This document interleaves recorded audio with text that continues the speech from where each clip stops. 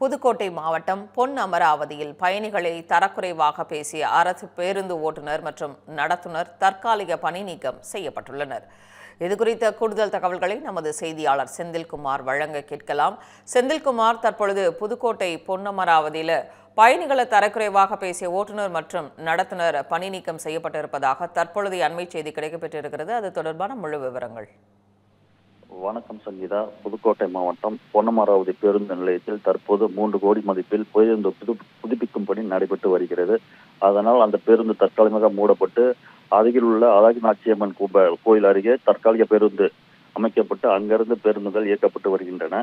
இந்நிலையில் நேற்று திருப்பத்தூரில் இருந்து பொன்னமராவதிக்கு வந்த ஒரு அரசு பேருந்து பொன்னமராவதி புதுப்பிக்கும் பணி நடைபெறும் பேருந்து நிறுத்தத்தில் பேருந்து நிறுத்த சொல்லி பயணிகள் கேட்ட பொழுது ஓட்டுநர் பயணிகளை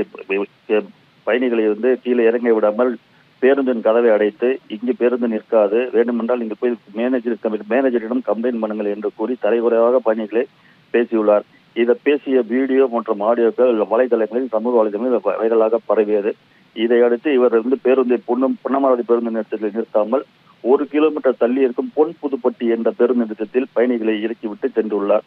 இது குறித்து பயணிகள் அவர்கள் மீது நடவடிக்கை எடுக்க வேண்டும் என்று கோரிக்கை விடுத்திருந்தனர். இந்நிலையில் சமூக வலைதளம் பரவிய வீடியோவை அடுத்து காரைக்குடி டெப்போ போக்குவரத்து பணிமனை அதிகாரிகள் இது குறித்து விசாரணை நடத்தினர். விசாரணையில் டிரைவர் மற்றும் நடத்துனர் பொதுமக்களை தடைவாக பேசியது தெரிய வந்தது. இதையடுத்து உடனடியாக பேருந்து ஓட்டுநரும் மற்றும் நடத்துனரும் தற்காலிக பணியிட நீக்கம் செய்து உத்தரவிட்டுள்ளனர். சங்கீதா, விவரங்களுக்கு நன்றி Senthilkumar. Every picture here has its own kutti story. This is Anandan family. His dream home in the city is not just a dream anymore.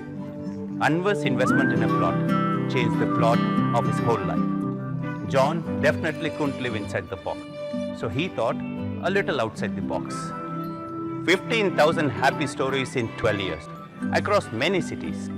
You could also come home and be a part of this story. G Square, come home.